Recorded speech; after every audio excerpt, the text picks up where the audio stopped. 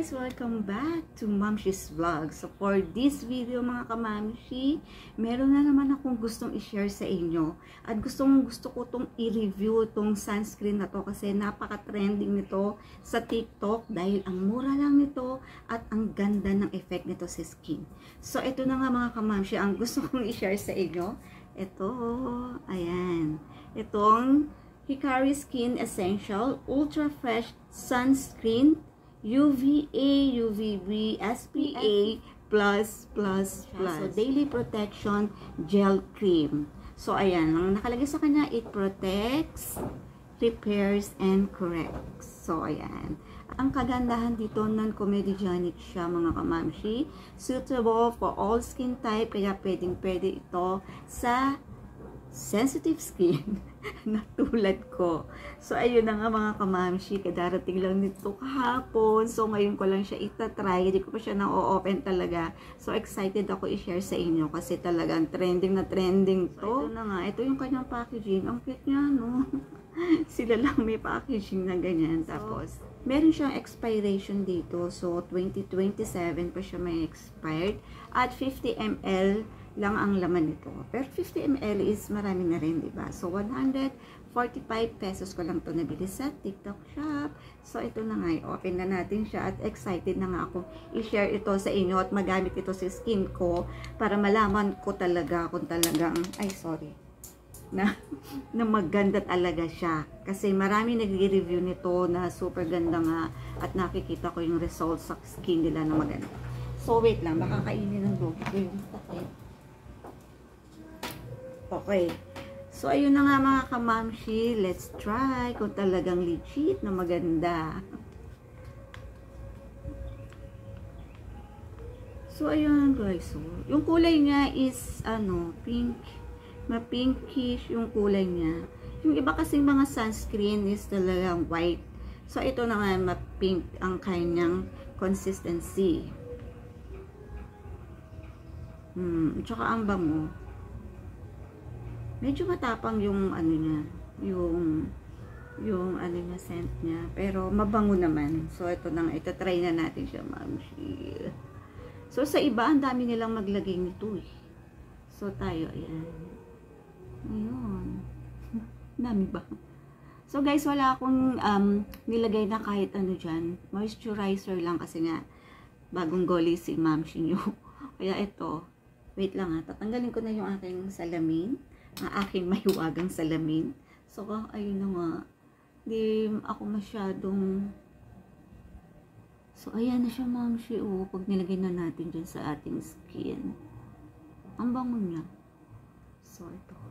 Spread na natin. Ayan. Pasensya na kayo mga kamamshi kasi medyo blurred yung paningin ko.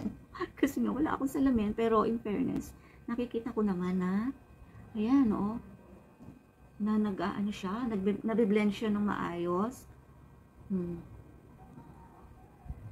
Ayan.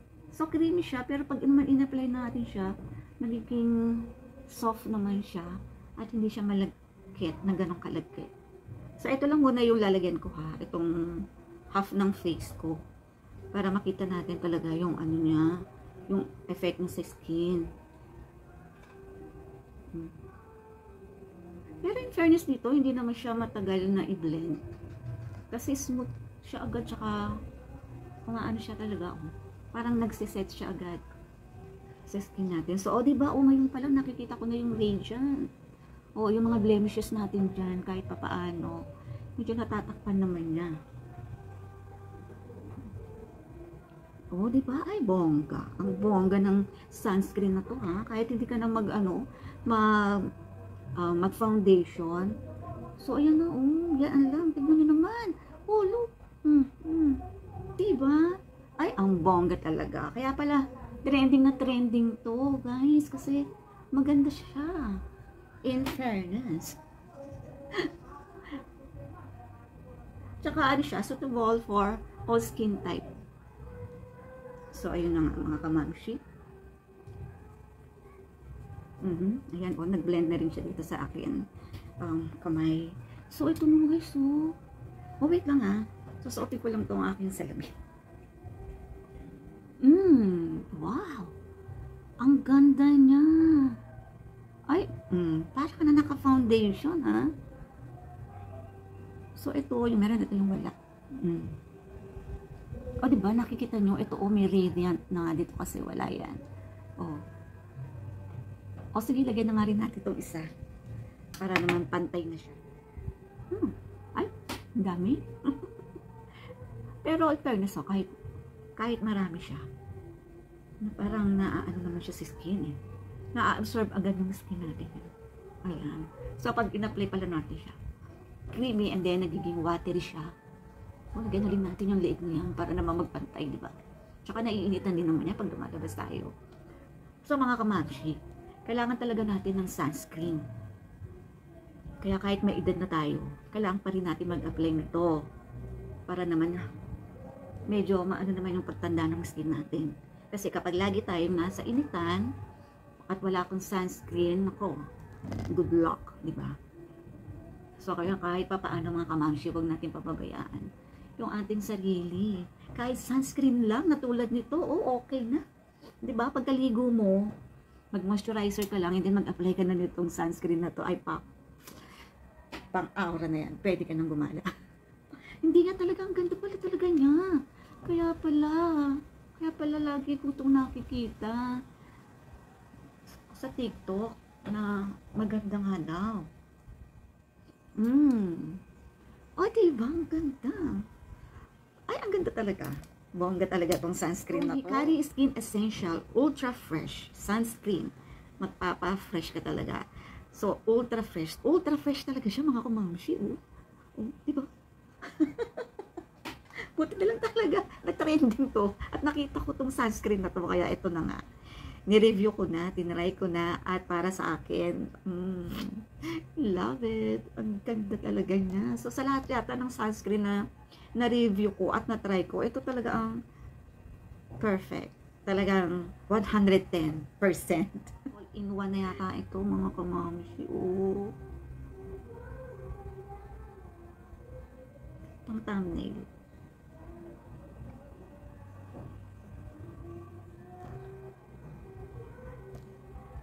Ang bongga. Ang ganda talaga niya. Hindi ako maka-get over sa ganda ng sunscreen na to.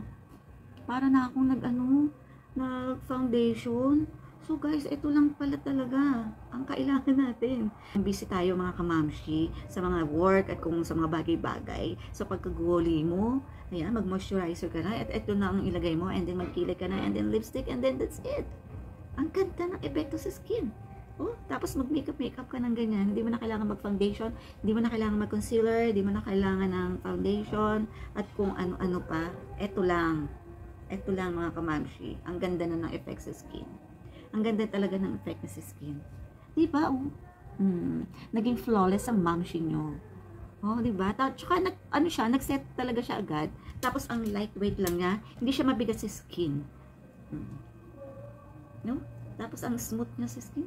Ang ganda! So perfect!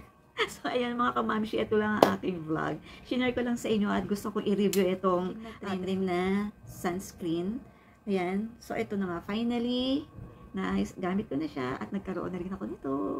Ayan. So, ayan mamshi, try mo rin to kung gusto mo rin gumanda. Charot. Try mo rin to kung gusto mo talaga ng matte finish or dewy. Medyo may pagka-dewy finish pala siya. Pero pag na-set na siya, para na siyang matte finish, di ba? So, ayun lang. Thank you for watching mga kayong gusto na i-review ko na sunscreen. So, comment lang dyan sa baba. And thank you for watching. See you on my next one. Bye!